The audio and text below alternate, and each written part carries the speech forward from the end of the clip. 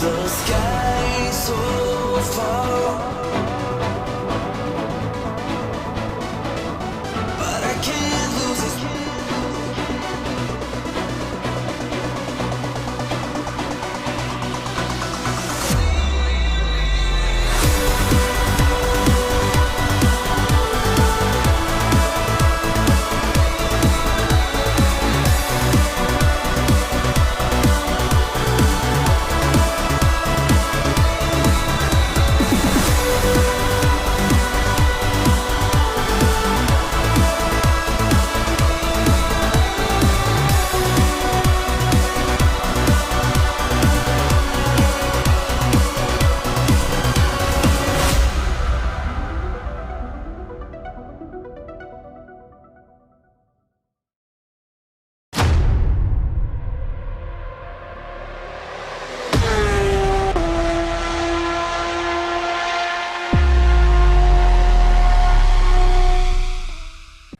Let's be innovative. Let's challenge a norm. Let's raise the bar. Let's be the elite.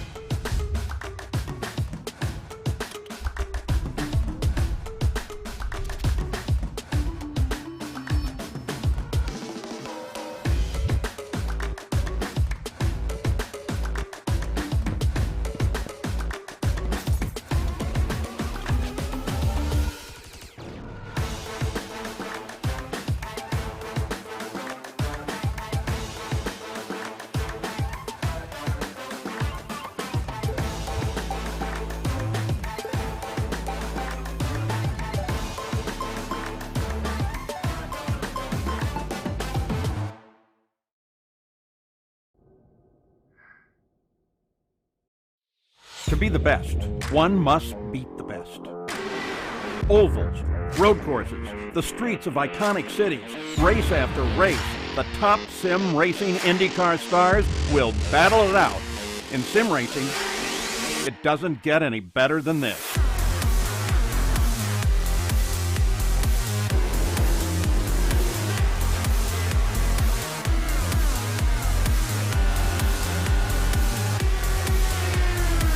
This is their battleground, for the checkered flag, for the glory, for the right to say they are the best.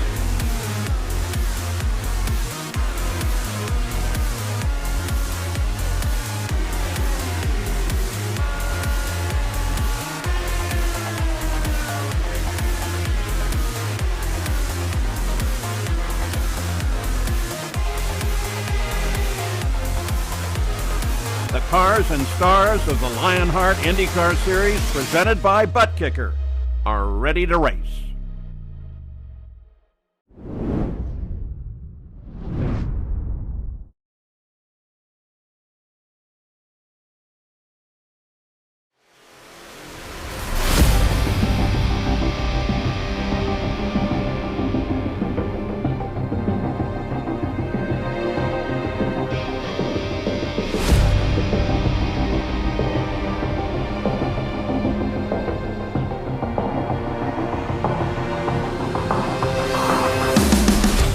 Today, prepare for the unexpected. 2022 has been the year of Phil Kraus, but there are some races that are a lottery. The type of race you don't win, you survive. NASCAR has Daytona and Talladega. Today, the Lionheart IndyCar Series visits the rolling hills of Michigan. Welcome to the battlegrounds. Welcome to the butt kicker, Michigan 200. Hello everyone and welcome back to RaceSpot TV and the 2022 Lionheart IndyCar Series. The Lionheart Racing Series is powered by HyperX, makers of premier gaming gear like the legendary ultra-comfortable Cloud line of gaming headsets. Whatever you play, however you play, HyperX knows we're all gamers. For more information on HyperX products, visit hyperx.com. My name is Arjuna Kankipati, delighted to be joined in the RaceSpot TV commentary booth once more by Justin Prince, and let's dive straight into our Butt Kicker pre-race show. It's the second of 4 races in the month of August. It is going to be a busy time, JP. Today is a race that will test the nerves, it will test the patience as we go pack racing at Michigan. And it's going to be very difficult, to say the very least, tonight here from the Irish Hills of Michigan. When it comes to this racetrack, drivers expected to try and have a battle with the fuel mileage, to try and have a battle with the cars in and themselves, with the tools amongst their cars, to be able to make sure they keep up with the major adjustments they'll have to have throughout the pack today. This is not going to be an easy facility to try and tackle here at this prestigious racetrack with so much history over its years and so many fans who have made their way into the real world facilities gates in recent years, ready to make their way into the virtual world tonight. There's the look at the facility with its 18 degrees of banking through the corner. Going to be fascinating to see the multiple lines being taken. Here's a look at the Next Level Racing Series schedule. With half the campaign done, we're winding into the final stages. This quadruple header through the month of August, very much going to dictate the tempo that drivers enter the closing stages with. And of course, the final race of the month will see us head to Twin Ring Motegi's Oval before a couple of weeks later we return, this time to the road course configuration. Then 2 races in the month of October, with Barber and Milwaukee taking center stage, Kansas and Phillip Island separated by a couple of weeks. In the month of November, all roads lead to Auto Club, the Double Points Triple Crown Showdown, December 11th. It is going to be electric. And as we look at the butt kicker driver's standing, there's only one story to talk about, JP. It is the dominance that is 2022, that is Philip Kraus. What a season it has been. 4 drivers have won races other than Phil Kraus, and none of them are repeat winners. And it shouldn't be surprised to see how Phil Kraus has performed in the standings. He showcased that speed and potential last year we've talked about, and this season he's taken it to another level and then some. Race winner at Road America to start the quadruple header. Last time out over the 31 laps there. Did that by a sizable margin, in fact, as well. Shouldn't be a surprise team in contention, since he was in contention here last year for the victory. But don't forget, Alexander Van de Sand's been very quick in practice throughout the race preparation, and drivers like Connor Harrington have been trying to execute the swap draft. Harrington 5th in the point standings in a tight battle, in fact, for the top 3 with Matt Taylor and Caleb Bensi. Hey, 2nd through 10th is a pretty tight battle. Of course, we'll factor in drop weeks as we work our way through the rest of this championship. And if you look at the driver standings, you see one name stand out. It's, well, not a surprise to see Private Label Team Hype dominate in this HyperX Team Championship. They've led since the start of 2021. They are not looking to relinquish the crown this year.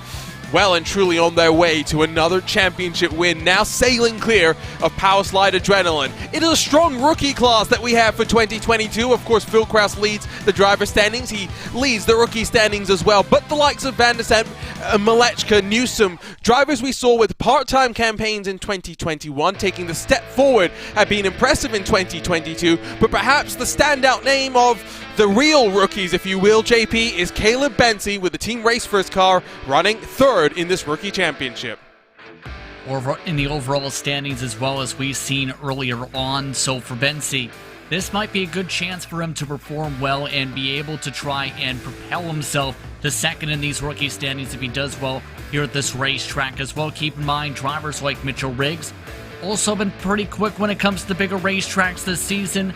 So a couple of rookies to keep an eye on here in the Butt Kicker rookie standings. Quick look at your series details presented by Gomez Sim Industries. It's Series 10 of the Lionheart IndyCar Series. In Year 9 of the Lionheart Racing Series, we're in this classic Dallara IR18 that has been revolutionized with the aero screen, but they're all racing a custom fixed setup built by RaceBot's own Andrew Kinsella. They have the use of the in-car tools, the front and rear anti-roll bars, the weight jacker as well, to get the most out of the machine. Cash and prizes have jumped from 7,000 in 2021 to over 10,000 in 2022. Our champion will walk away with a Gomez Sim Industries Formula Pro Elite rim, as well as a Next Level Racing GT track cockpit.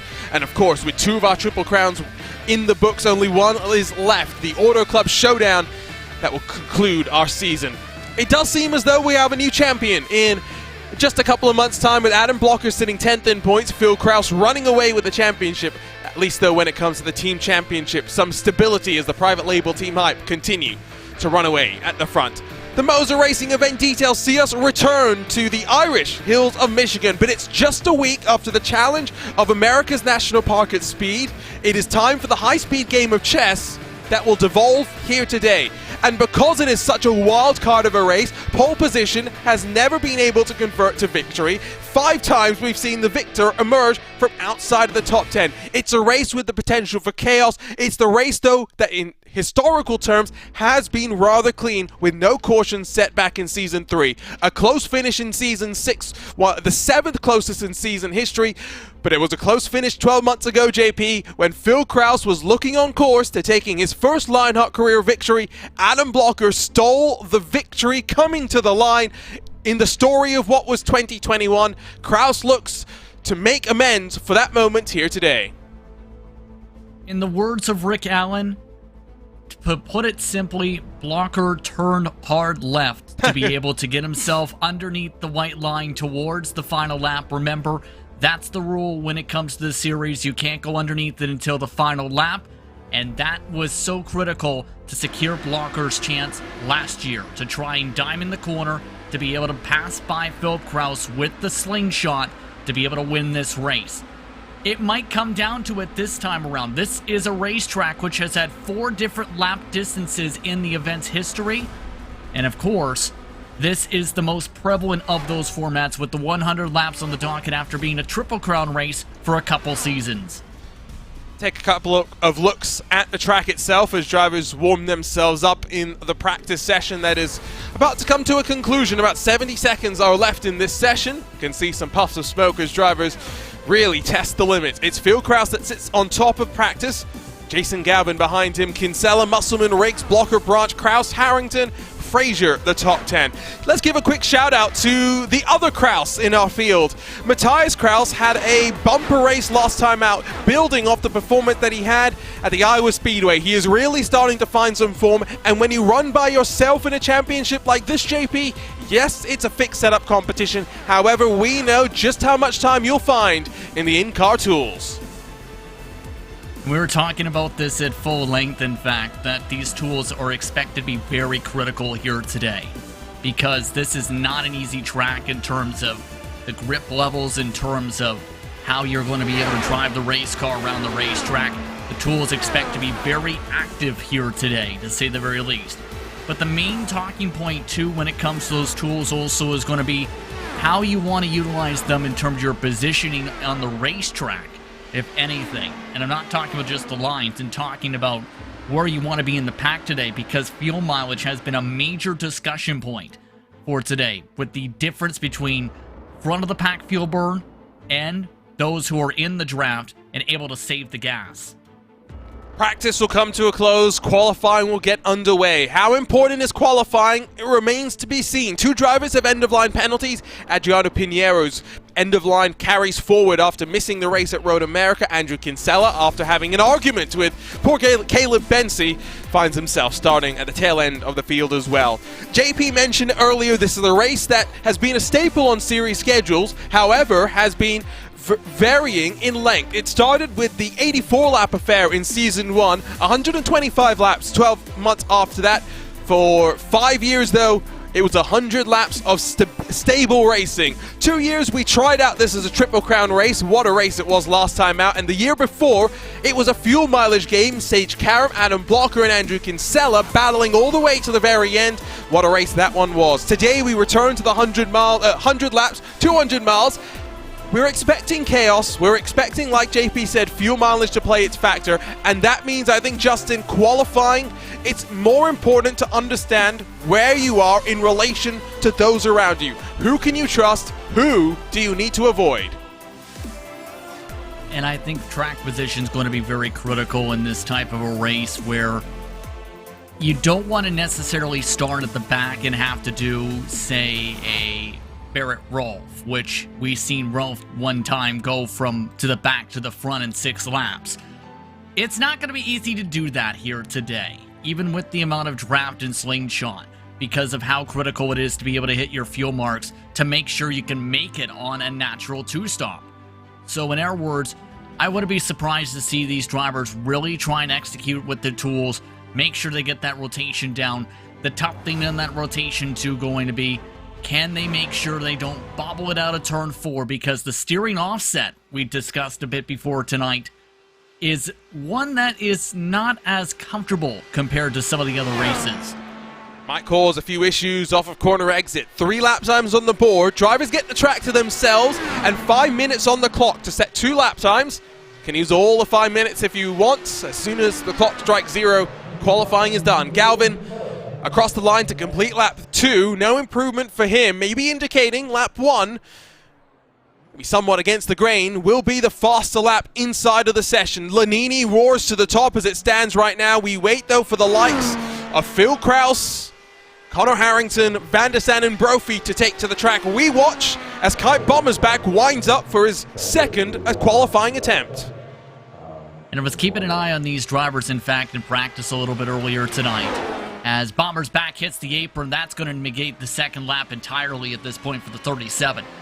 But that first lap is indeed looking to be the better of the 2 laps, because that's when, after that second lap builds up, a bit more tire heat's built into the tires. Yes, usually you like to have the heat in the tires, but it also usually ends up being a couple 100 slower on average for most drivers. The main thing to watch for is the 32.4s were the quickest of the drivers in solo times, and those were the ones who were able to paint the white and yellow lines around the corner without bobbling, going across the first seam, and without having to majorly lift. It's a difference of at least 2 miles an hour down the straightaway if you can execute this properly in the corners. Mosselman goes to the top, 1,000th quicker than Carey. The lap times start to filter on in. With the pressure on, 90 seconds left in qualifying. Bensi cuts to the apron, roars his way to the line. Is there any improvement for the 29? Jumps up to 3rd. The pressure is on Kraus and Harrington, starting their qualifying flyers. And I noticed this with Van der Sande just now. He was elected to try and throw away the first lap and build up the speed for the second. We'll see if Kraus is able to build himself some good speed here. He's looking like he's playing the same strategy, Arjuna. Try and mitigate some of the fuel burn, have a lighter car, go full tilt during the second lap. Phil Kraus has 8 poles in 13 races in 2022. Can he take pole number 6 on the bounce? He'll cut to the apron. He'll roar his way to the line. Phil Kraus across the line. Where does it put him? It puts him to the top of 32.381. Kraus a full 300th quicker than his teammate in Connor Harrington. Think a little tire magic coming into play, just say the very least in terms of... Blocker to the top by 200ths of a second. Sorry, JP, but Adam Blocker is here to spoil the party. Phil Kraus down to second. I think the party still has a chance to be spoiled, though. You have Brophy, Van der Sande, Malechka the 3rd trying to charge up. One of them is already at least spinning through the grass, and it looks like at this point, Blocker's time is going to stand. What a qualifying session this one was. It's going to be a lottery of a race. The one thing you control, what you do in qualifying. It will be Adam Blocker that starts from the pole, but it's time to run you down through the starting grid for the butt kicker, Michigan 200.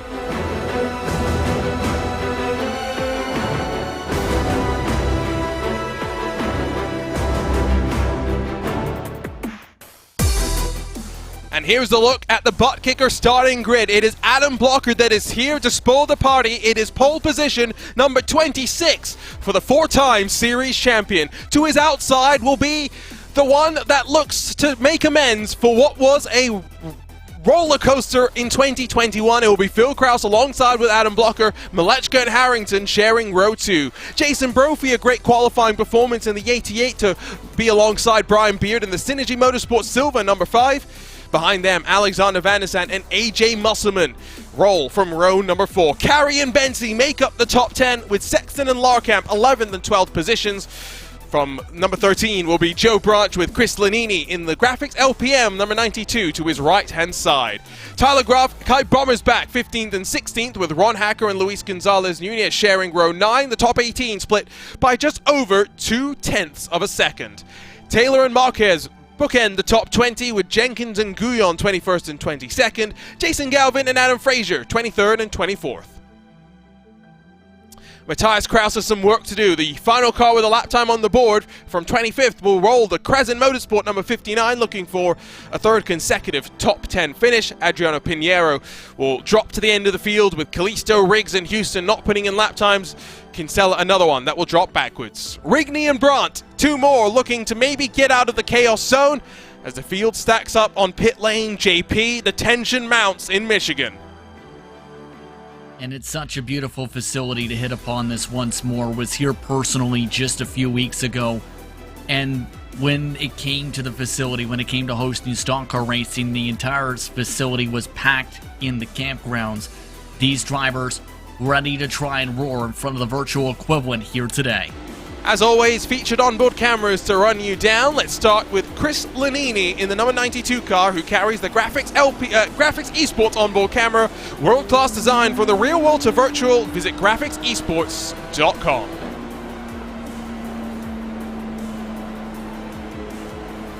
Tonight, with the butt kicker onboard camera, taking a look at Kite Bommersbach.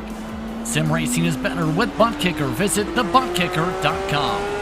Jason Brophy rolls from inside of the top 3 rows with the Next Level Racing onboard camera. Take your racing to the next level. Visit nextlevelracing.com. And with the HyperX on board, it's Brian Carey. Whatever you play, however you play, HyperX knows we're all gamers, and HyperX is always ready to game. What a crazy race we're in for. Justin, any predictions as we get ready to bring the thunder? Don't be surprised to see 4 wide to start things off in the early going in the heart of the pack. I think we won't see too many crazy things, at least in the early going outside of the 4 wide, but the prediction is simple. If you want to win this race, you need to be amongst that top 12 in the early going, I think, to have a shot. Competition, commitment, excitement. The last 2 years, the Lionheart IndyCar Series came to Michigan with 500 miles on the agenda. Today, it feels like a sprint. Just 200 miles, just 100 laps. But we know we're in for the chaos. It's time to bring the thunder. We're underway for the Butt Kicker Michigan 200.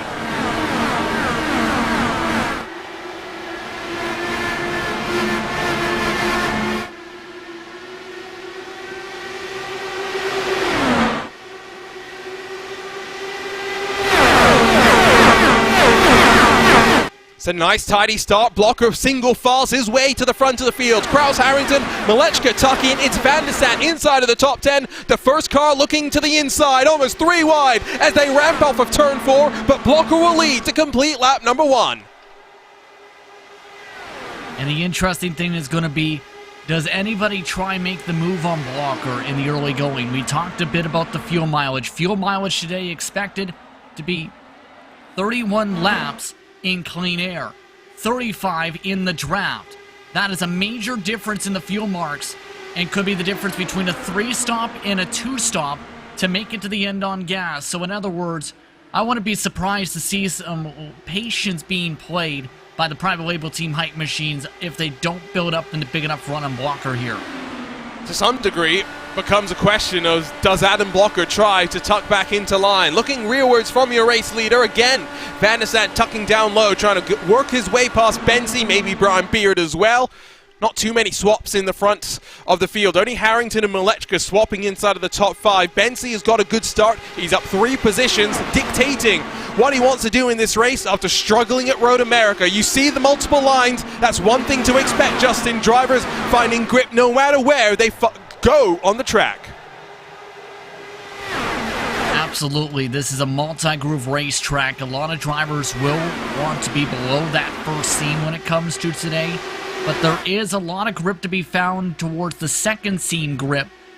Alexander Van de Sande pushing his luck, though, just about nearly spun it around for the second time in 3 laps, nearly off the back tire of Brophy off of turn 2. And that's a bit of a send to the inside. Van de Sande trying to work together with his teammates, maybe box out the private label Team Hype. Van de Sande goes from 7th to 5th in one corner. It was aggressive and now looks to the outside. Van de Sande on the charge, almost runs into Harrington. 3 wide into turn 1.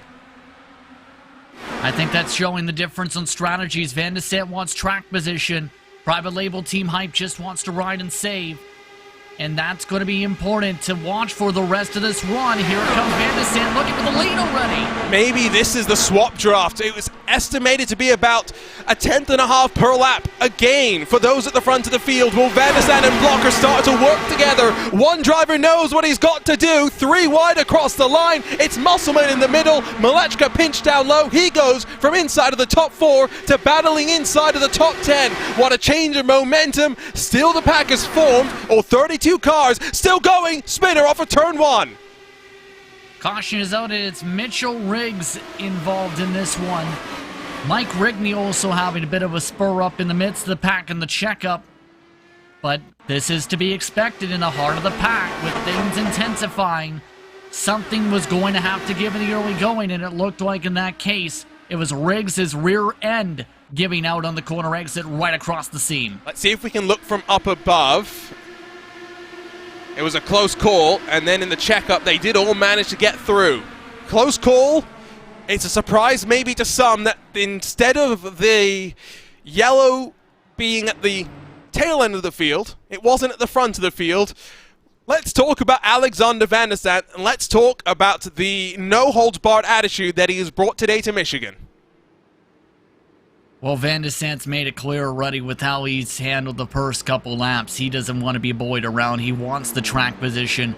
He wants to be in control of this field. And now he's gotten himself that control. But you know what this caution also brings? The chance for Van de Sande to also dictate the strategy, because it's only been 7 laps, yes, but you can top off and easily make it a 2-stop from here at this point.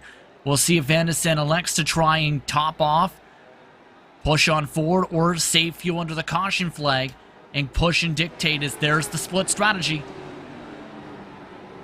Top 3 will stay out. A couple more further back filter to the right side. Stay on track. Bensi, I saw Carey, Larkamp, Jenkins, but a split call. There's always going to be one to watch when it came to an early cycle of cautions. We talked about the different mileages for the race. When this race in the years past was 100 miles in length, we had it all. 0 cautions, 2 cautions, even 8 cautions. There's a lot of unknown. I don't know if drivers can necessarily expect that we can go green from here to the end, although we said that at Homestead, JP, at our season opener in 2022. We went flag to flag without a caution. Well, this is a racetrack where it naturally has long green flag runs, because while it looks a bit tight in terms of the racing confines today, the space is there. Let's take another look at this replay, though, and just talk about the save by Riggs, because he rides the seam here, right? Has to make sure he's got it perfectly timed to loop it around in a way that doesn't snap fully towards the safer barrier to the left of the racetrack. That's some good heads-up work and good pedal work to be able to time up when to get back on the gas and be able to angle the steering wheel just in the right way, especially with the offset today, to be able to make sure that that car doesn't continue to loop its way around the inside of the track. It's a bunch of drivers that came into this race with laps led, but no victories to speak of. Malechka, the highest of them, 66 laps led, no victory. Chris Fowler, 44 laps led, no victory. Galvin, 43 laps led, no victory. Kinsella, Harrington, 37, 38 laps respectively.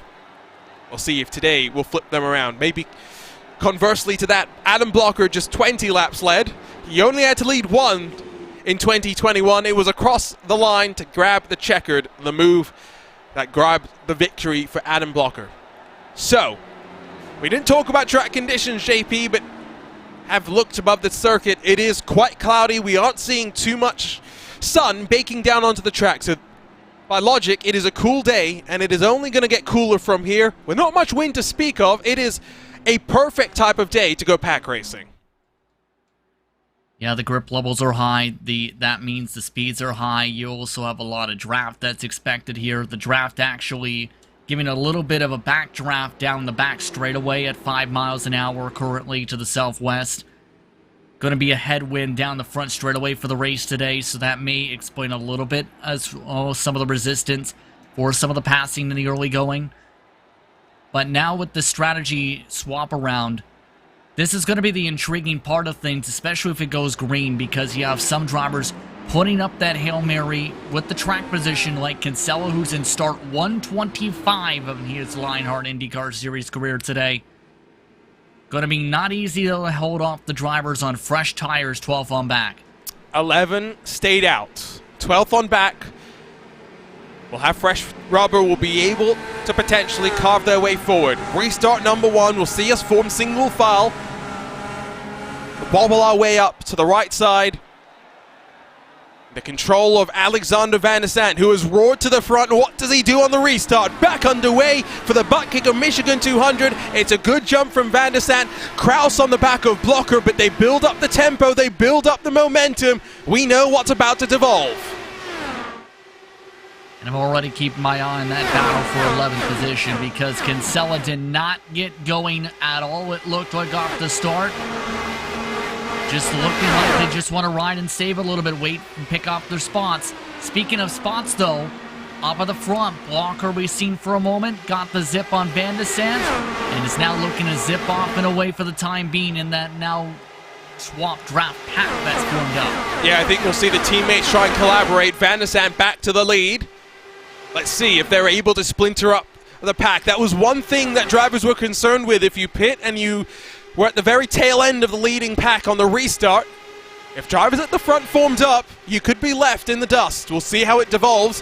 Bensi Kraus, Carey Larkham Jenkins, Marquez, Galvin Pinheiro currently running the top 10. We have not seen fresh tires be able to slice and dice just yet. It's Bensi that looks down low as they run to turn 1.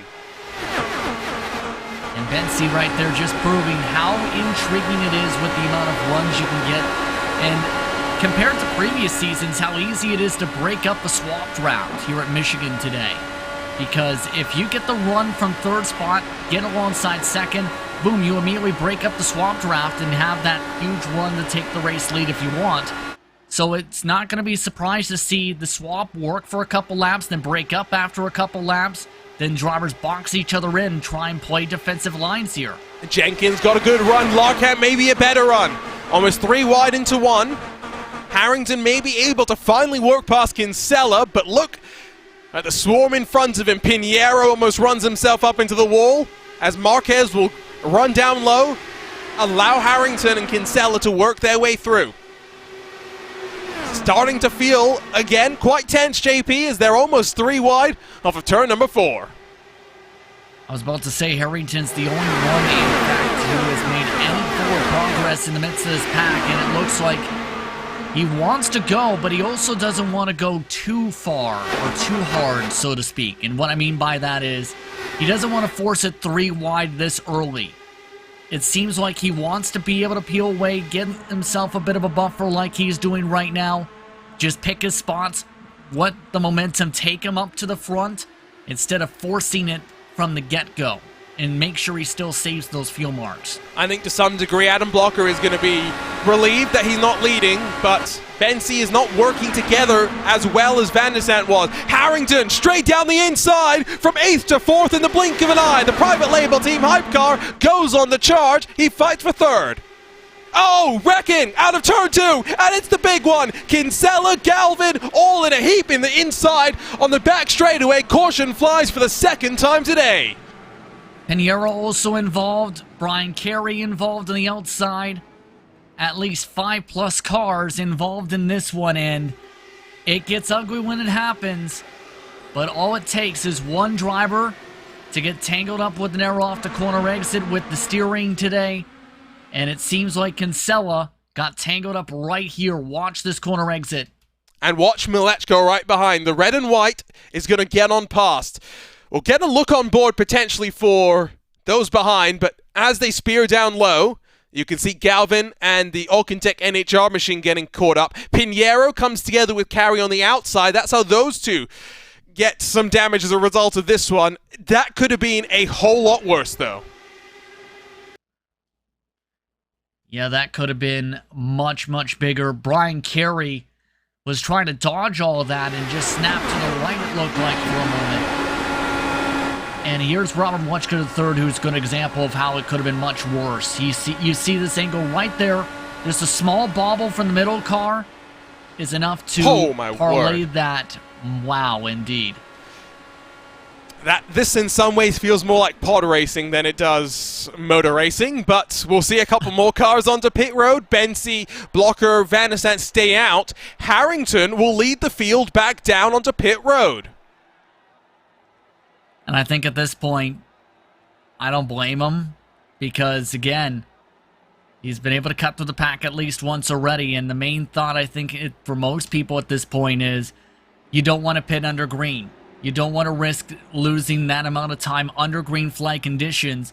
May as well come in and pit under the caution flag, top off, because essentially it's only a net loss of about 6 positions for Harrington, and we've seen how good Harrington's already been throughout this race today.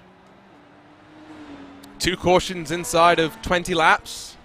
You get the sense there will be a lot more. 32 started. He might be down to potentially 27 left running. Bensi, Blocker, Van der Sant, the trio at the front who have yet to dance down onto pit road. Branch, Beard, Taylor, the first 3 cars that stayed out after already pitting in the earlier cycle of cautions that we had.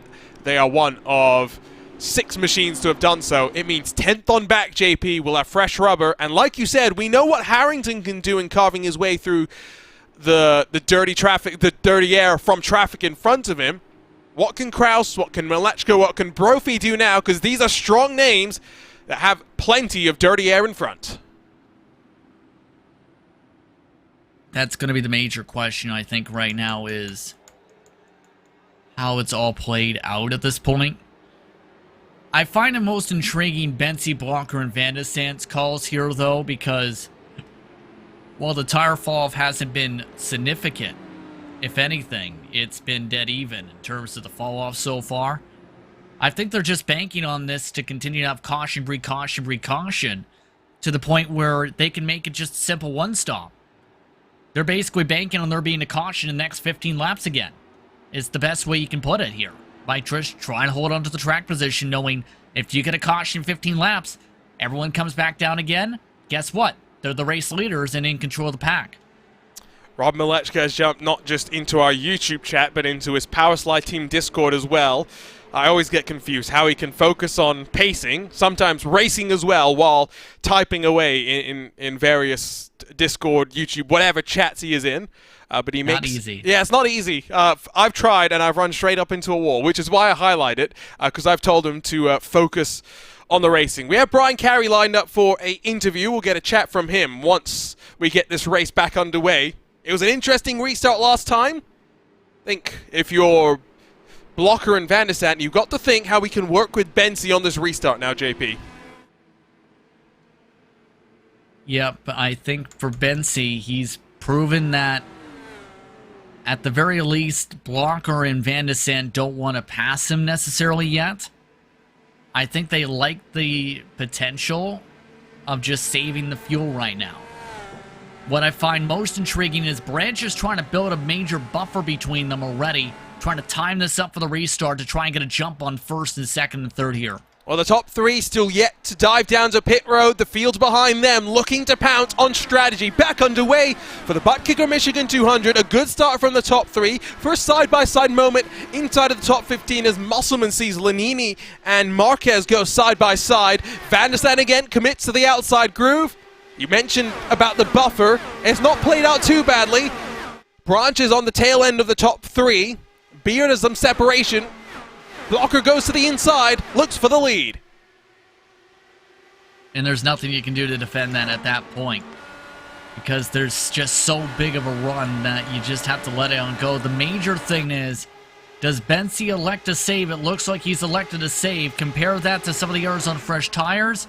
They are not electing to save too much. If anything, because of their strategy difference, they're trying to push here, the private label team hype machines, trying to use the different line, get clean air, rotate the center on the corner exit, get the power down to get around Bombers back and company. I wonder if this is a strategy from Powerslide to work with Branch, who is also part of Powerslide, albeit running in effect by himself, running for points in a team championship by himself. I wonder if they think they can block out Bensi and allow Van der Sande and Blocker to swap at the front now unperturbed. We'll have to wait and see. At least as it plays out right now, it's been 2 laps where Blocker and Van der Sande were able to execute on the swap.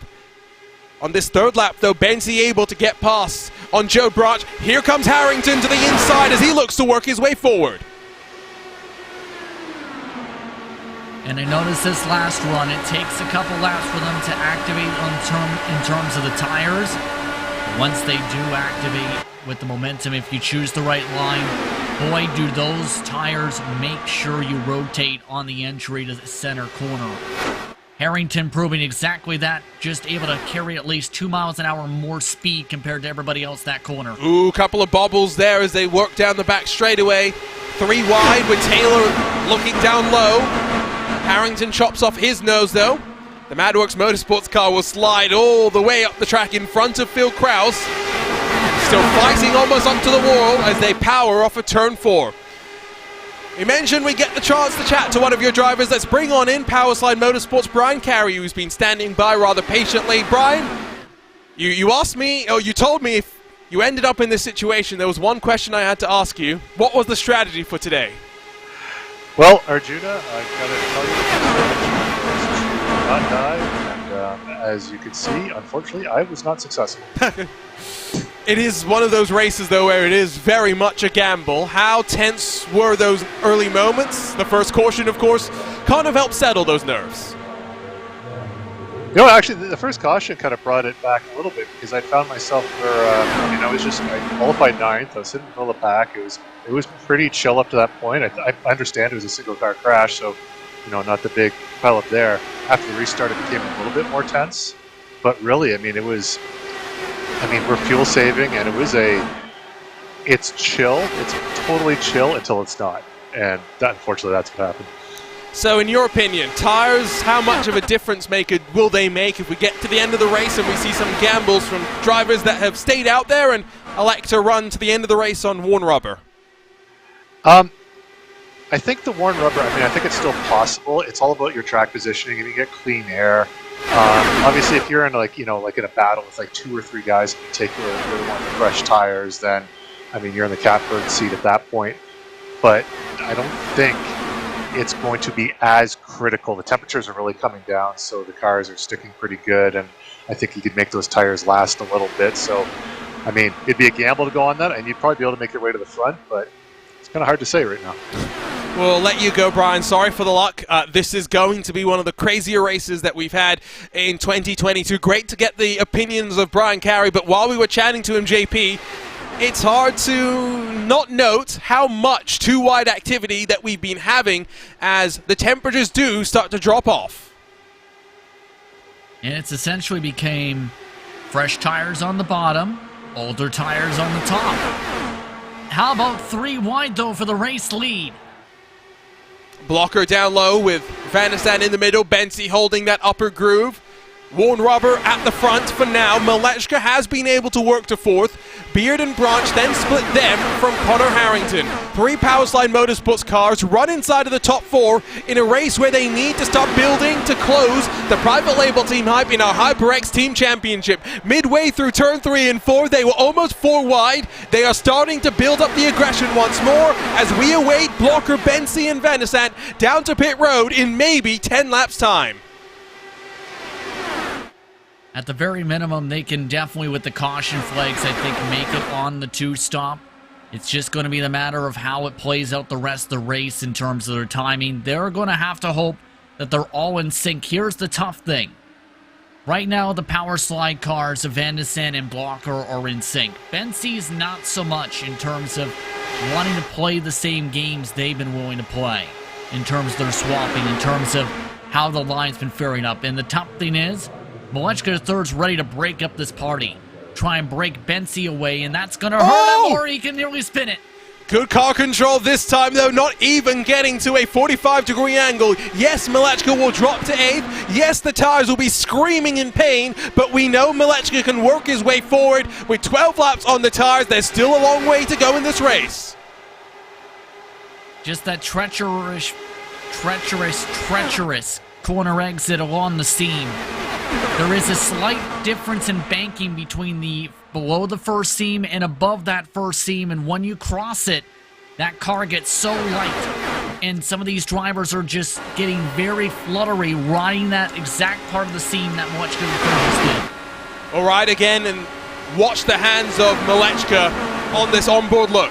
You do see a bit of a chop from Van der Zandt. Don't think that was a big factor. It's the calmness under pressure that stands out to me. Malechka knew that it was seconds from disaster, doesn't panic, doesn't overcorrect, lets the car come back into control. Malechka back up into the top 5. And I think at this point that line's starting to go away just like that. I wouldn't be surprised to see some drivers try and utilize more of the second line with how things are playing out in 1 and 2. 3 and 4, it's okay. 3 and 4, you can make it work because it's not as big of a banking difference. So when it comes to this, now it's going to be the matter of how they time it up for that pit entry coming up here in terms of communicating that with the rest of this field. That's going to be so critical for some of these drivers as we see AJ Musselman. This is more like a oval race that harkens back to the day of the manufacturer aero kits. Type of racing that we saw, of course, at Auto Club at the end of 2015 and memorable races at Texas. Something that we're not familiar, though, with this Dallara IR18. Not in the last 6 or so years have we seen a race in the real world in the NTT IndyCar Series as treacherous as this, as fraught with danger, where 1 millimeter of a mistake could end not just your race, but those behind you as well. After this, though, Justin, it is a very different sort of an oval that we go to. 7 days from today, we go to the Worldwide Technology Raceway, the egg-shaped oval that will challenge and befuddle drivers in equal measure. And the amount of times I've seen drivers break themselves in terms of handling that egg-shaped racetrack is astounding as well, I will say. Turn 2 is so treacherous when it comes to this series and that racetrack. So I think that's going to be a very big challenge and a very big learning curve for a couple drivers to make sure they don't pound into the wall or loop it out into the inside barriers at that racetrack next time out. But this time around, you have that difference maker of having the sweeping turns. It's very contrast heavy, where you can't even compare the two different racetracks. That was pretty fine, the margin between Malechka and chopping himself off the nose of, I think it was Branch, potentially Beard as well. Can tell that he's not letting that mistake get to him as he now works to the inside of Bensi, just yet again fighting to regain a stranglehold on a podium spot. The 91 car will get it done with ease. We talk about how they're all on a fixed setup, JP, but some drivers adapt better than others, some able to find in-car tools that work better than others. Malechka might just be the most comfortable man on the track. Absolutely. He's been looking so smooth in the traffic, outside of course, bubbling down across the seams. But it looks like a pit stop is coming up here. The 96 is dropping back quickly to try and find that hole on the inside. Van der Zandt very, very tentative as he winds off the banking onto the anchors. Green flag pit stops, not what Van der Zandt was gambling for, but he will be the first. He will drop a full lap behind, but don't count out Van der Zandt. You can't count out Bensi and Blocker either. Looking like Bensi's starting to indicate that they're going to have to pit, to say the very least right now. Yes, indeed, there goes Bensi slowing it down. Remember, they can make it with one more stop from here. The question will be, do the iRacing gods smile on them? What do the cautions do to the strategy? Van der Zandt with a long stop, 13.5 seconds, one of the longest stops that you'll see. lost about 5 seconds in totality. Will compare his time to Bensi, who works to the box. Usually that indicates that there's a wing change that usually comes into play there. Van de Sant must have had some sort of issue for him to have 14 seconds. That is going to be extremely costly by at least 4 or 5 seconds on the racetrack here compared to Blocker and Bensi in their pack. Blocker locks up, but I don't think got in trouble for it as he works his way down pit road. Now every car on track will have made a trip to pit road. 32 started, 27 still running. 3 will be 1 lap down by virtue of the caution cycle. Blocker has to execute nice and tidy into the pit lane. Up on the jacks, full tank of fuel, 4 fresh Firestone tires being thrown onto that car. And again, he'll drop 8.4 seconds stationary. Blocker looks to regain the net track position that he enjoyed. Now here's the tough part of the gamble now. They have to hope that it goes green for the next 20, or rather the next 10 laps or so, and at least cycles out and then let things fall where they may. And that's also the banker of how are they going to play out in the draft in terms of how they are, because they are all spread apart now. And it's at least 2 or 3 tenths a lap difference between in the draft and out of the draft right now at the moment. Maybe only about 10 laps away from seeing Harrington Malechka down to pit road. This has been the longest run that we've had so far today. And while, yes, it has stretched itself out, by no means are there big bubbles between some of these gaggles of cars. Still inside of the top 10. There's 3 wide moments here and there. Adam Fraser, Mitchell Riggs winding out of turn 4 as they battle 10th and 11th positions. In front of them, Graf and Brophy going at it as well. Battles all throughout the pack indeed so far, and you can see just from the look of Fraser in particular. That was a bit aggressive. I mean, you have to be aggressive though, Arjun. If you leave that door open, that's what I was about to say. You have that ramping opportunity up on the banking with the momentum that carries out of turn 2, where if you have the door left open, you can just drive around and waltz around the outside line, because that's where the momentum lies at that point of the corner. So you need to be a little bit cutthroat, if anything. Not too cutthroat, of course, to where it leads to contact, but if you don't be any sort of aggressive here, you're going to end up losing 5, 6, or 7 spots here. Look at the choreographed nature of these swap drafts from Malechka and Harrington as each winds up out of the corner after taking the lead. That second car in line looks back to the inside with supreme ease. They chop off 1/10 of a second per lap. It is what the leaders need to be able to do. Tyler Graf loses some time. He drops down the order. Don't know if there was a moment there, but that 98 car well and truly bobbling. Yeah, again, riding the seams a little bit too much right now. Graf seems to be just struggling when it comes to the midst of the draft, though, as well. Just too much aero wash or too much insensitivity possibly with the tools, but an error indication coming over the pit wall this time by Branch, expecting him to peel off this time by. He is Matt Taylor. 37 laps into the stint. These are a bunch of drivers that pit under the first caution cycle, not the second. There you can see those stint lengths for some of the drivers. 3rd place, 37, 7th, 8th, 9th as well. Indicated to be down, if not this time, the next time by. But look how close it was. Brophy almost runs into the back of Branch. That was a little too close for comfort. I think that's just not hearing the pit call possibly over the radar, or at least overcommitted to the line at that point, because it was already pretty clearly said moments ago that there was a pit stop coming up over the radio. So now it's just a matter, though, of if you're some of the drivers on fresher tires can go for an error 5 or 6 or 7 more laps here, you need to get the heads up. You need to be ready for these checkups to come in from the inside. Beard will lead Graf, Sexton to pit road as well as they lock up the left front. No penalties coming there as we inch closer and closer to the halfway mark of this Butt Kicker Michigan 200. Just over 50 laps left to play. Harrington, Malechka, Kraus, Brophy, and Musselman, the top 5, as they work lap 30 of this fuel run, only a couple away from diving to pit road.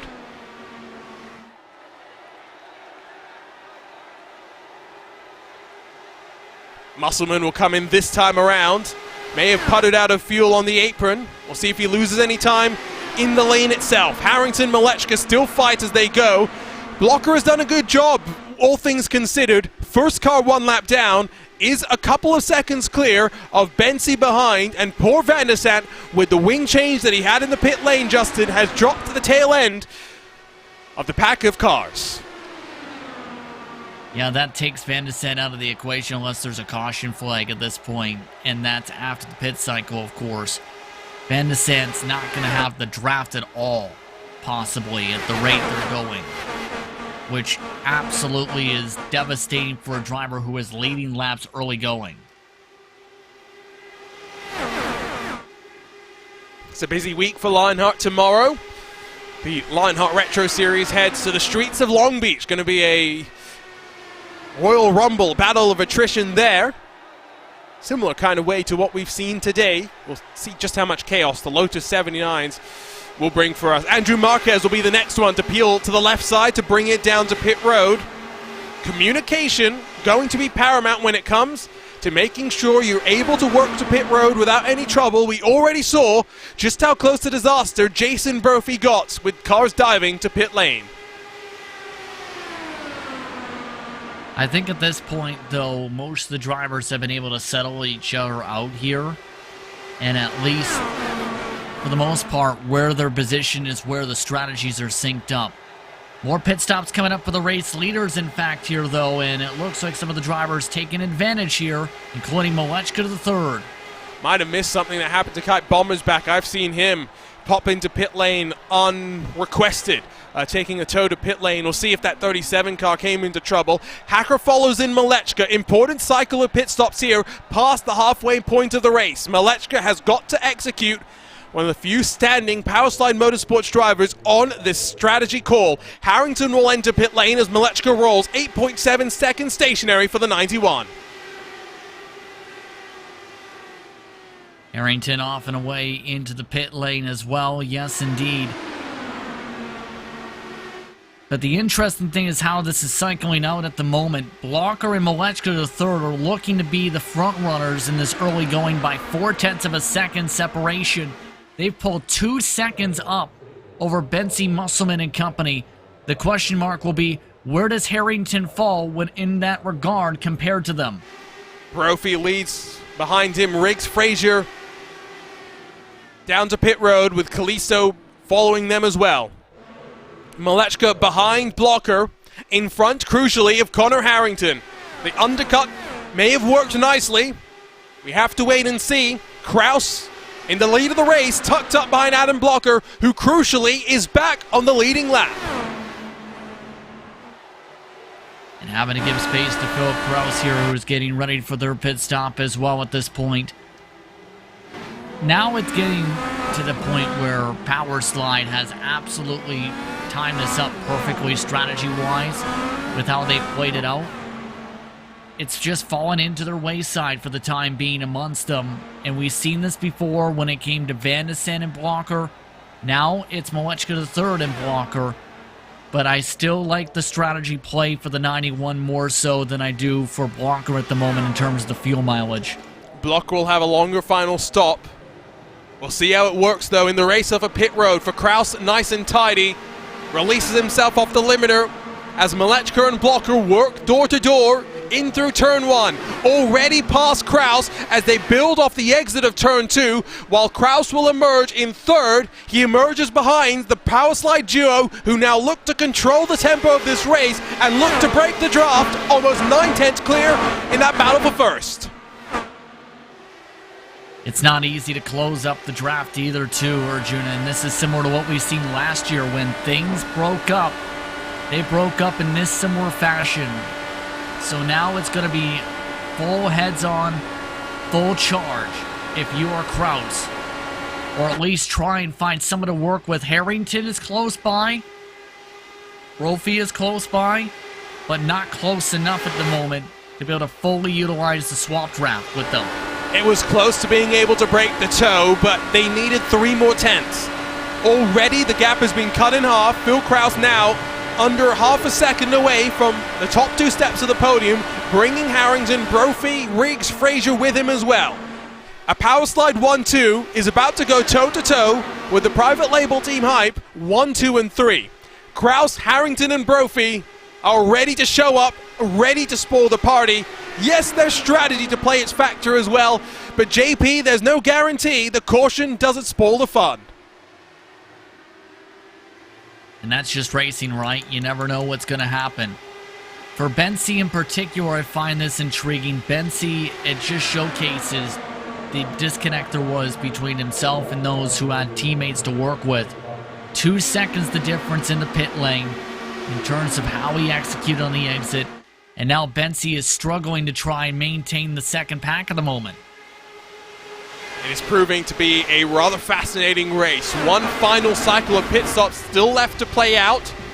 If you're Blocker and Malechka, surely you've got to pit together, maximize the swap drafting that will build you at the front of the field. They were tenths away from being able to run away, but Phil Krause has ensured we may be in for another photo finish here in the rolling hills of Michigan. You're watching RaceBot TV and the Butt Kicker Michigan 200. Don't go anywhere. The run to the checkered flag is coming up next.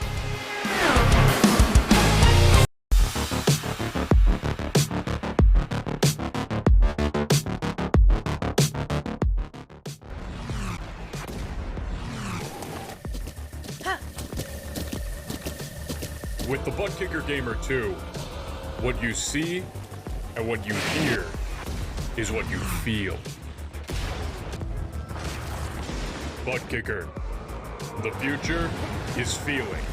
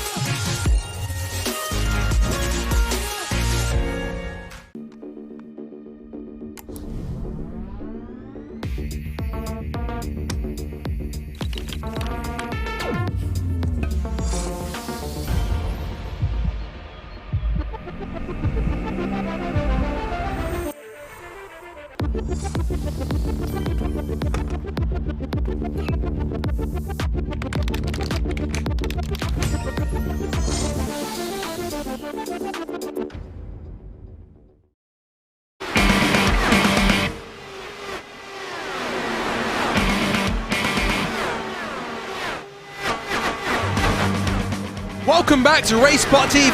It's been a chaotic start to the Butt Kicker Michigan 200, but the thunder is sure to continue with the run to the checkered flag still featuring one more pit stop here at the Michigan International Speedway. Hello everyone and welcome back to RaceBot TV and the 2022 Lionheart IndyCar Series. My name is Arjuna Kankipati on hand with the one and only Justin Prince. And Justin, as we wind into the final 80 miles of this race, with one pit stop still left to play, in what has already been an intense race, you can feel the tension continues to simmer. And so many strategies are all converging into one, and that's the crazy thing about this race so far. How will this all emerge is the huge question on everybody's minds. Private label team Hype, they've been able to work their way back up into the mix for this battle. But how about some of the other storylines quietly creeping in? Mitchell Riggs up 23 spots is back inside the top 5. Remember, was involved in that spin for the first caution of the race. It was a great save from him, not the only driver with the quick hands. Off of turn 2 as the car is slid out to be able to bring it back into control. Maybe more spectacular was Riggs with the full 360, but Malechka with perhaps the most important save of his season. Out of turn 2, car already pitching to the left-hand side. Malechka brings it back under control, loses, yes, a spot inside of the top 10, but with strategy has worked his way back to the front of the field where he controls the tempo with his teammate Adam Blocker. And right now, 13 drivers all have a good chance to try and win this race at the very least with how things have played out. Next pack is about an hour, second and a half back at 14th through 17th, and 5 seconds back, 18th on back. Some of the drivers who have been able to move up to this pack, though, Jay Brand, amongst those who didn't set a qualifying time. Matt Taylor has been able to qualify forward, or move his way forward, should say. Adam Frazier in particular has been able to move his way forward. Some very impressive runs through this pack, to say the very least. We are getting to that point in the race where you can pit and make it to the end. A caution from here would not just favor the likes of Blocker, maybe Van der Sant and Bensi as well, but it would make it a sprint to the end, a sprint where subsequent cautions are no guarantee of further trips to pit lane. Yes, fresh tires have been capable of carving their way forward. I think a lot of people question if that's the tires or just the nature of this race. Onto pit road comes Alexander Van der Sant, a big lockup of the left-hand side tires, but the 96 car rolls to pit lane for the final time today. And for Van der Sant, he led most of that time in his respective packs, so that would explain why that's the case of an early pit stop. It's not going to be easy for the 96 the rest of the way to be able to make it to the fuel marks, to say the very least. Taylor in as well in the Madworks Motorsports number 8. So, once we got within touching distance of the final end, checkered flag of the race, drivers electing to pick up their ticket to pit road. Malechka and Blocker, we expect them to come together. Blocker is on lap 30. We estimate at most he can do 3, 4, maybe 5 laps.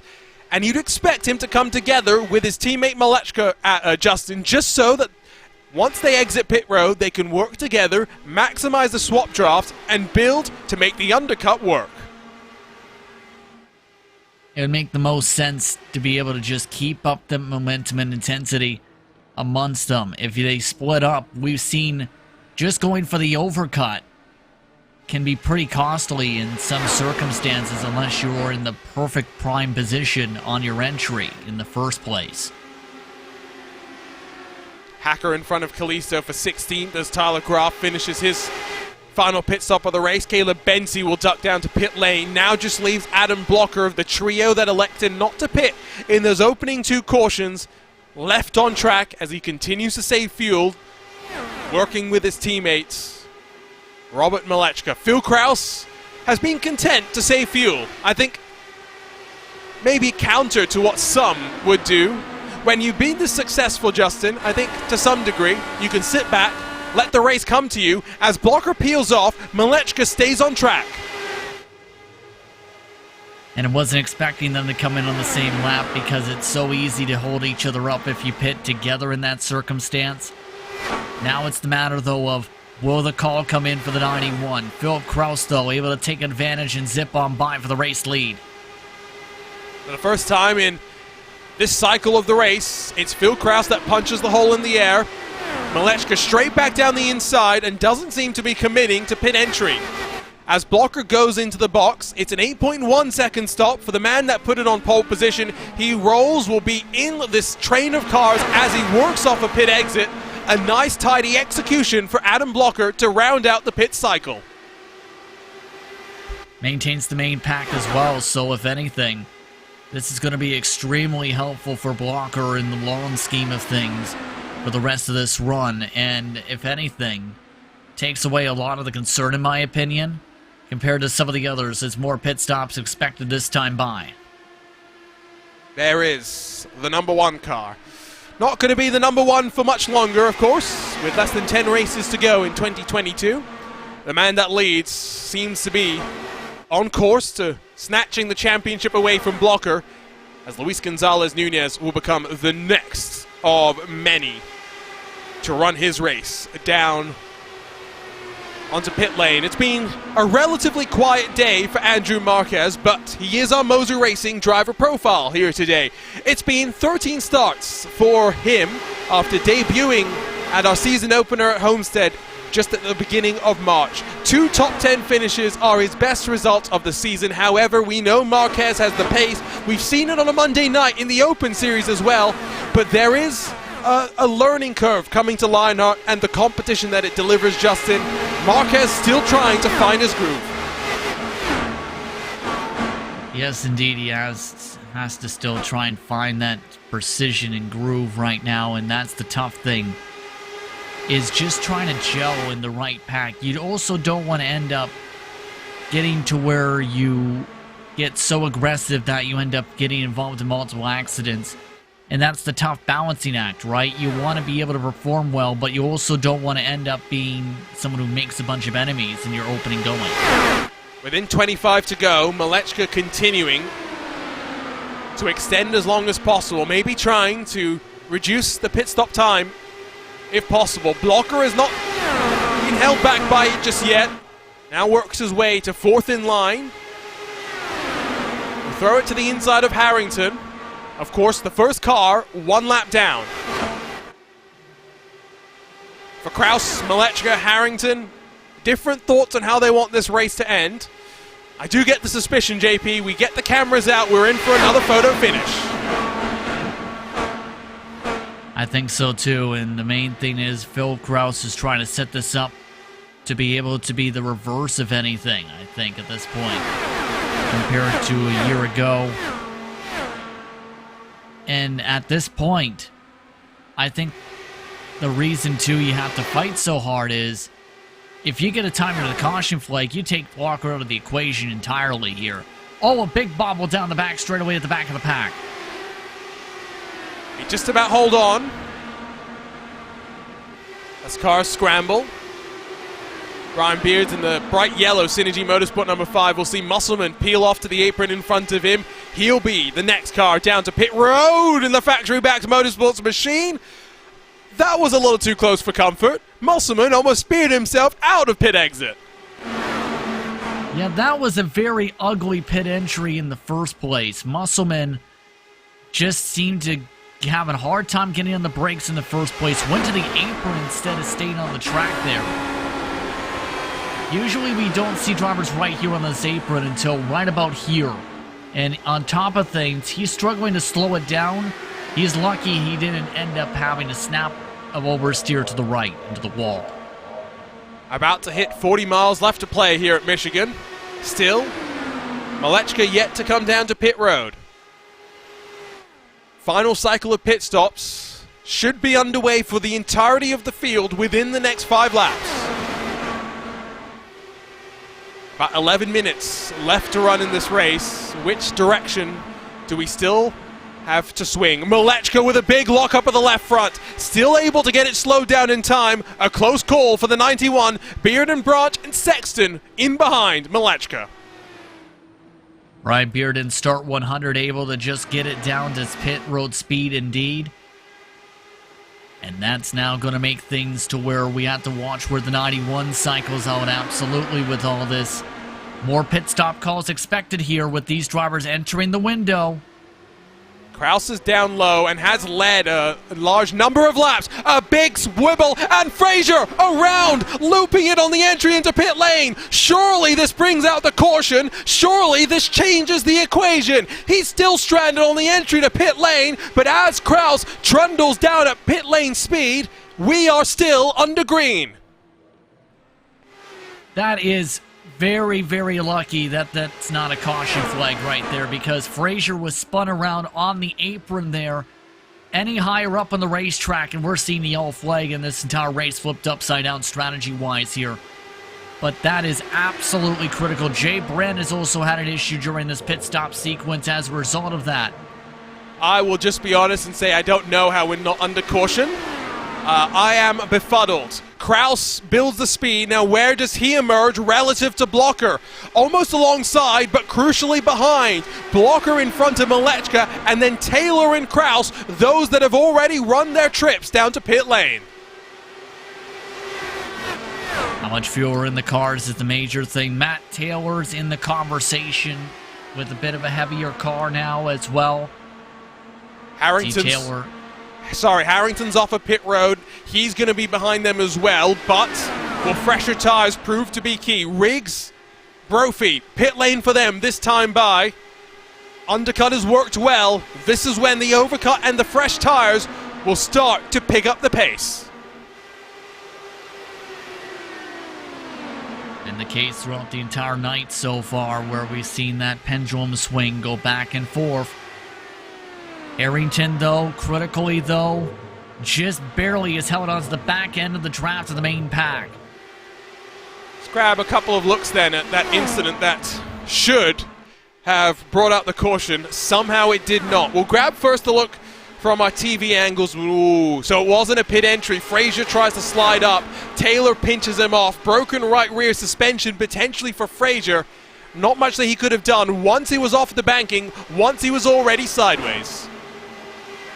I'm surprised Matt Taylor's still running after that contact right there. You see bit of iRacing smiling going on. Lanini, now the next car to pit road. Next time by, it's 15 to go. And the gaggle starting to build. Malechka, Blocker, Kraus, Harrington, Taylor, Brophy, Riggs. All within this leading group of cars. It could go any which way. 15 laps to settle it all. Not going to be easy to square things up, though. Private label team hype hungry to try and peel things off here. You see that top line trying to be utilized to try and get the runs down the straightaways. Rigney in the double zeros to pit road for him for the final time. Leaves just Matthias Kraus left on track as he looks to pick up yet another top 10 finish. This is that battle for the lead, with Blocker seeing behind him 3 of the private label team hype cars, just 1 teammate left to work with him. Kraus and Blocker almost come to blows. Some miscommunication between the two of them. Kraus loses some speed. Harrington, Brophy fire it around the outside. Is Kraus's car damaged now as a result of that contact?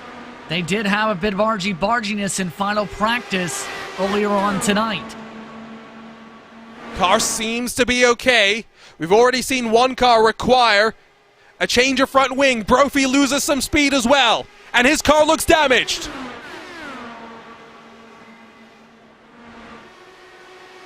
Yeah, this is not looking pretty. I think Brophy might have nearly spun it around on the seams. Lucky to not loop it around, to say the very least. I think now at this point, something's going to have to give. Who gives first? Will we see yet another crucial, large incident?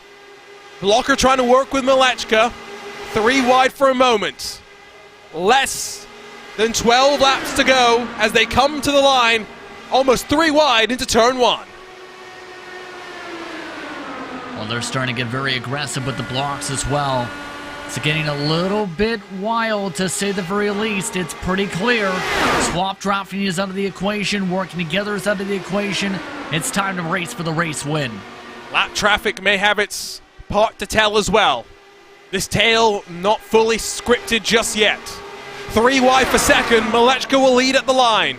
Some fighting behind as well.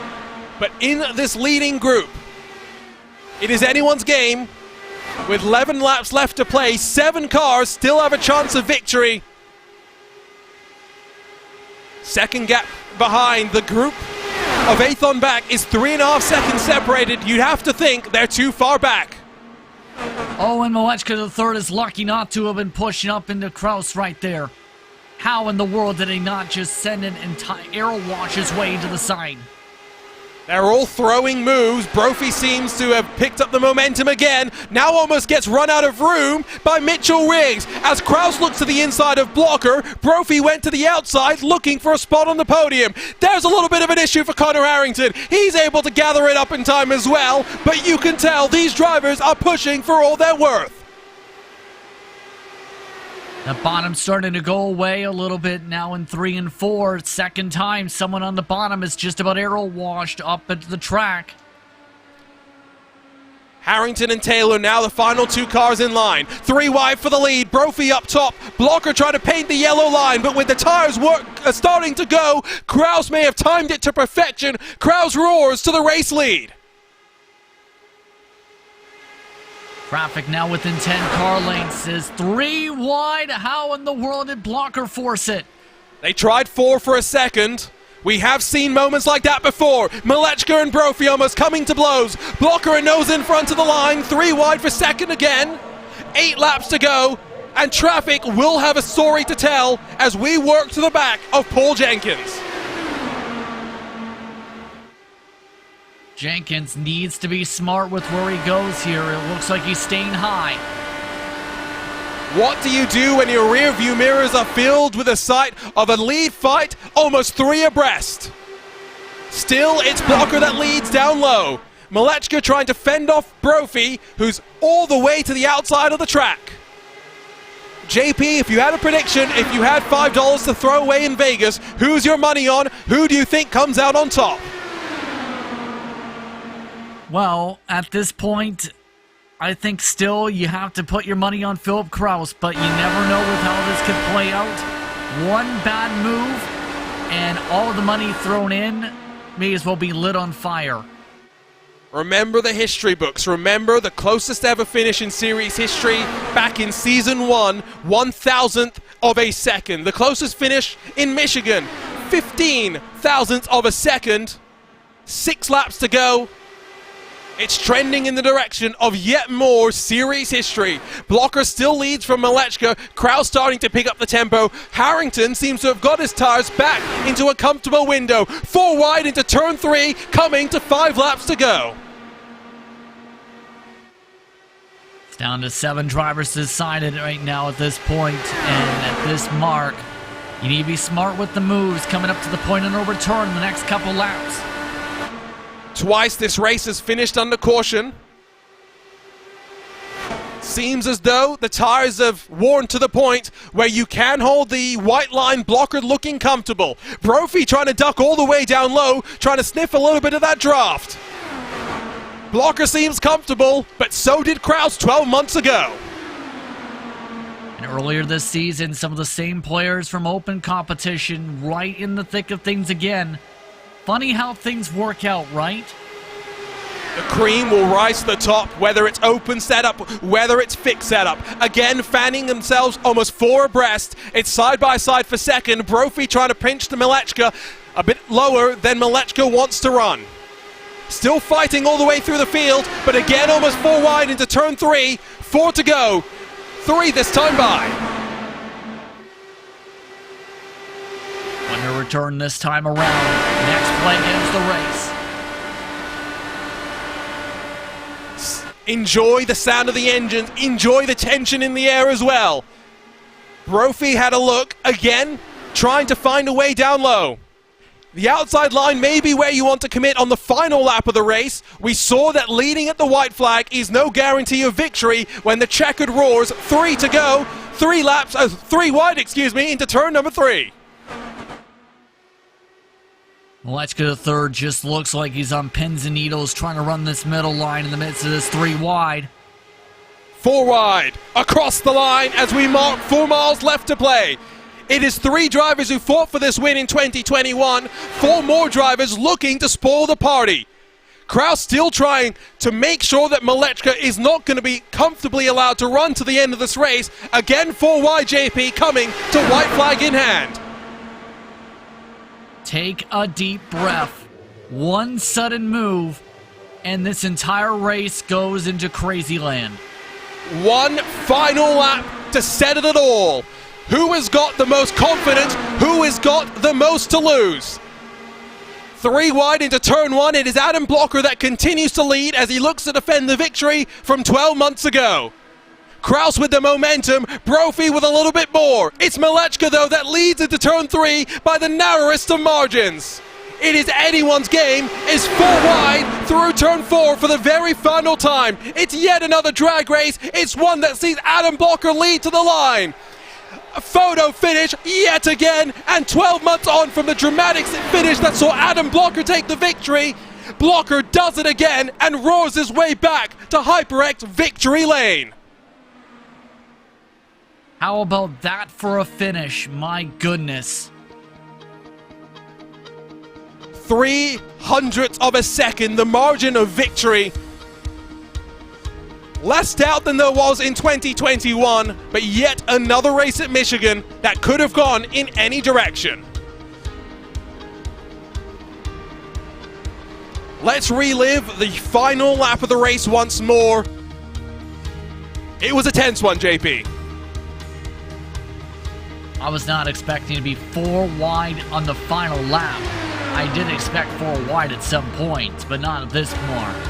Brophy really trying to make that outside line work, but several times I thought Malechka third and Kraus were going to get tangled up for a moment.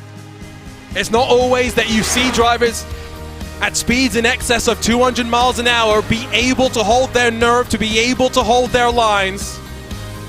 In a race with just the 2 cautions, it was the race to the finish that saw Blocker yet again roar his way into HyperX victory lane, and he celebrates as he always does with some well-deserved burnouts. It's been a up and down season for Blocker, and this is truly one of those ups that I think for him at the very least, he will absolutely be happy to have his 2nd victory of the season. And it comes at a track that he had success at just a year ago, his first victory since Long Beach. It's just his 2nd victory of the season. The 2nd multi-time winner, the only one not named Philip Kraus. What a day it was. Chaos was expected, maybe less delivered than anticipated, but what a day it was. Here's a look at the SimRace 24/7 race results with Adam Blocker victorious by just over 0.03 of a second. It is Blocker's 34th career win in what is now a 110 career start. And it is also the 17th closest finish in Lionheart Series history. Phil Kraus will round out the podium, extends the streak that has built since the start of the year, finishing on the podium every single race in 2022. Jason Brophy just misses out in the 88 private label Team Hype machine. A great day for Mitchell Riggs after climbing his way forward, plus 23 in the 09 Ascari Autosport machine, has taken over the reins as the leading member of the team, delivered the performance today. Behind him, Connor Harrington, Matt Taylor, plus 12 for him, with Musselman, Branch, Beard, the top 10. Andrew Marquez works his way up 9 positions into 11th, with Sexton, Lanini, Van der Zandt behind. Be a disappointment for the 96 car, given the strength of performance that we saw from him in the early stages of the race. Kalisto, Bensi, Graf, Kraus, Hacker, and Rigney bookend the top 20, while behind them we see Alex Couillon in the Synergy Lavoie Motorsports 08 and Matt Houston, the 2 final cars left on the lead lap. Luis Gonzalez Nunez stranded 1 lap down, with Paul Jenkins 2 laps down, and then into the graveyard we go with James Brandt, one of many to retire from this race, including Adam Fraser, Kite Bommersback, Brian Carey, Adriano Pinheiro, Stefan Larkamp, as well as Andrew Kinsella and Jason Galvin. 32 cars started, not all make it to the end of the race. That's going to lead us into our Lionheart HyperX post-race show, because the Lionheart Racing Series is powered by HyperX, makers of premier gaming gear like the legendary ultra-comfortable Cloud line of gaming headsets. Whatever you play, however you play. HyperX knows we're all gamers. For more information on HyperX products, visit hyperx.com. Let's go straight then into HyperX Victory Lane, where Adam Blocker is standing by. Adam, another great victory. It was a little bit of a lottery of a race, though. Talk to us first about the call-on strategy to stay out through those first 2 cycles of cautions. Well, honestly, the race wasn't as much of a lottery as it could have been if there were more cautions, but maybe I just saying that because I won. But Yeah, Alex and I decided we knew we could make it work on fuel, especially because we were going to come out in the pack. And so, like, after the first stop, when I came out in the pack, I was saving. So then I was able to push flat out for the rest of the race. I think the main thing it gave me was just a little bit of comfort on pit in, pit out, because I didn't have to push hard to keep with the back of the train. But in the end, it was probably not the right call because it was really risky because I could have been trapped down for a lot of laps, but it ended up working out. What's your mindset like in a race like this? How do you approach it mentally? How aggressive do you look to be? Well, I wanted to keep track position, which is why I stayed out, because I was worried about being back in the pack and being in wrecks. So in the end, I was always going to fight to try to stay in the top 5 and then save as much fuel as I could. But then it turned out on the strategy I was on, I pretty much just had to push the whole way. And it really just helped having Rob up there, because we worked together most of the race, and Alex before he had issues. Just swapping and controlling the lead, and so the last stint, Rob and I really worked together, and I think that was key to getting the team a win. Just, I think one of us was going to win, just how we were working together. So up next, it's a very different sort of an oval. You head to the Worldwide Technology Raceway this weekend with the NTT IndyCar Series. We head there 7 days from today. What do you expect as we head to the egg-shaped oval at Gateway? Well, we race at an open. I think it's going to, hopefully the setup is conducive to passing, because it could be kind of tough to pass there, but hopefully I can qualify well, because I did last year, qualified well, and then just won the race. So hopefully I can repeat that. Finally got some momentum back, because it's been a rough year. So Adam Blocker victorious for the second time this year. Adam, good luck in Gateway this weekend. We'll see what it holds in store for you 7 days from today. Yeah, I just want to thank everybody on the team for all the work and helping me win the race. I want to thank you guys for calling the race. Also want to shout out to all the Lionheart guys that I met in Iowa. That was cool that the league meetup's back again. Hope to see more people back next year for that. And yeah, I just want to thank George and all the admins for all they do. See you guys there. Adam Blocker, yet again victorious in the Lionheart IndyCar Series. We head to the second step of the podium, and we head to the man that looks the most comfortable on the track. It's Robert Malechka. Rob, talk to us about the rocket ship in the 91 that you had. What more did you need to do to grab the victory? Yeah, it was good. Great teamwork with Adam there. Really just good communicating where the team talent guys were. And we kind of knew the bottom was probably the most dominant. You could maybe beat the inside car to the line. But with a teammate down there, it's not worth the risk. If you push somebody on their nose, if you get a little bit ahead, you can most likely beat them to the line. But really just defending from Phil and Brophy there, and kind of telling Adam where they're at, what kind of runs they have. So kind of doing a spotter roll. But great 1-2 for us, and hopefully we do that again next week. In terms of working together in a race like this, how much communication is going on between you, Blocker, and Van de Sant as you block momentum, block the lines, and just try and make sure you're hooked up at the front? Yeah, unfortunate. Alex kind of got some, it seemed kind of phantom nose damage that he wasn't up there. So we're actually kind of worried that Team Talon had the numbers advantage on us with Connor, Phil, and Brophy. But with Adam going kind of pitting early there, gave us the track position, and we know at least leapfrogging they couldn't really build that big of a run, but once they got close to us, that's when we had to commit to the bottom, we commit to the bottom, and like I said, just kind of telling Adam, because it's so loose on the bottom there, having to hold it down there, so I'm just kind of telling Adam where they are, where the runs are at, and how to work the draft. Robert Malechka second on track, a 1-2 for Powerslide Motorsports. Want to quickly run through at least Phil Kraus, who finished third here today. Phil, it's another race at Michigan that you don't win, despite being in control for large portions, but this really was a lottery. How crazy was that race for you?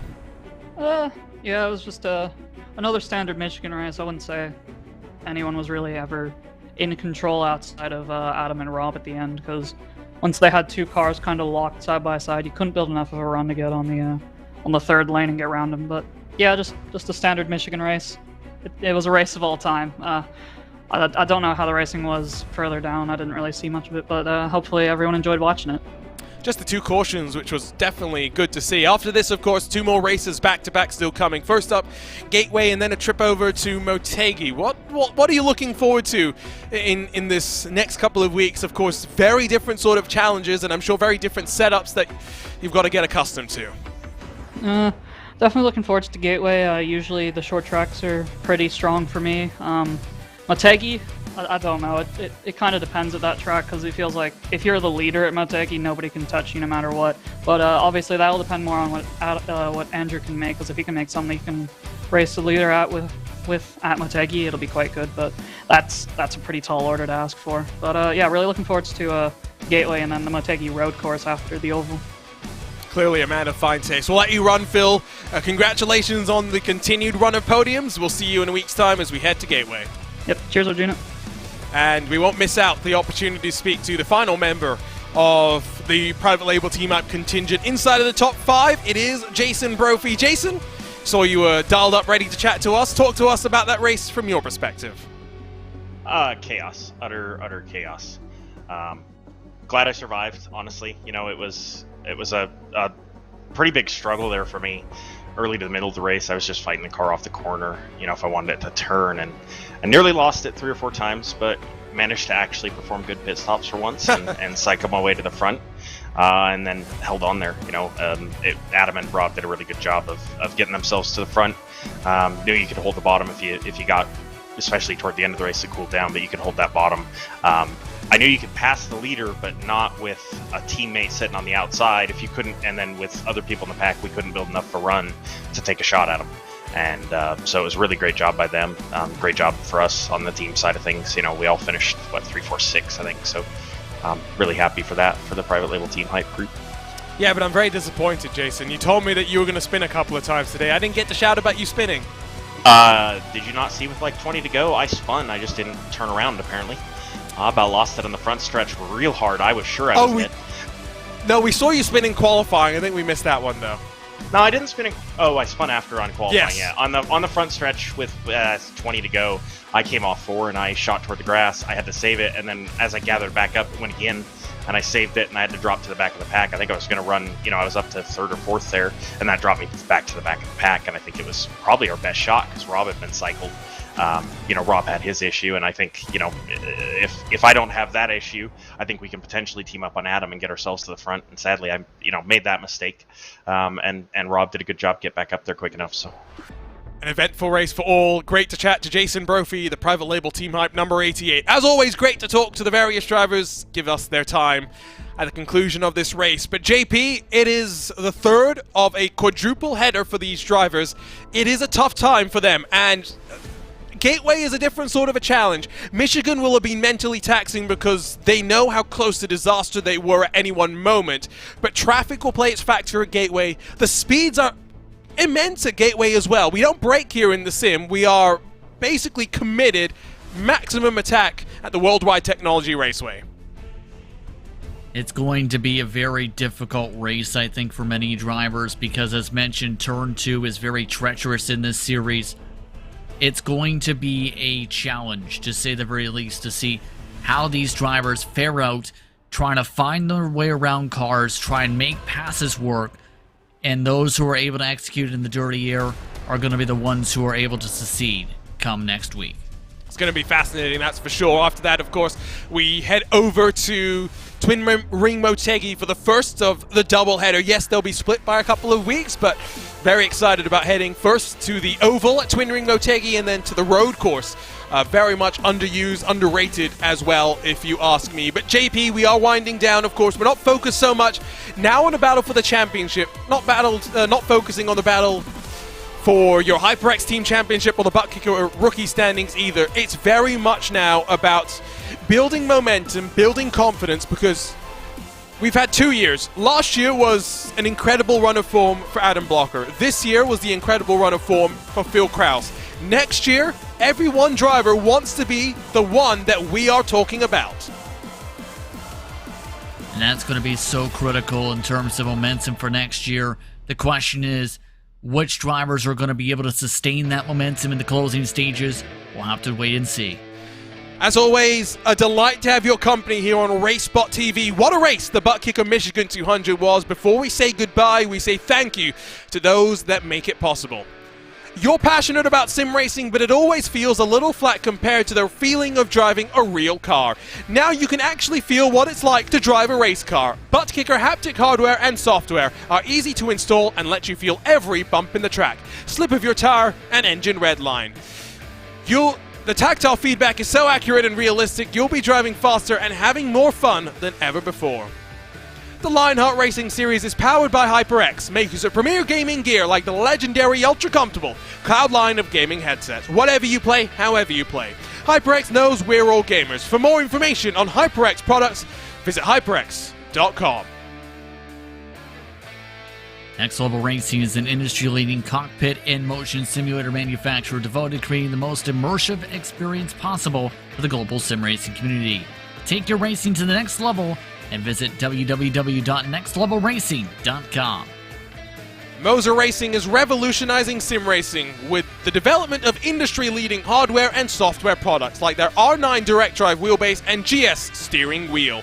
Featuring zero-delay wireless technology and made from high-end materials, Moser Racing delivers the precision you need to reach victory lane. Gomez Sim Industries are makers of high-end esports equipment and controls. Precision built using nothing but the best materials available today. Passion and handmade craftsmanship drive each made-to-order build, creating a driving experience like no other. Visit GomezSimIndustries.com.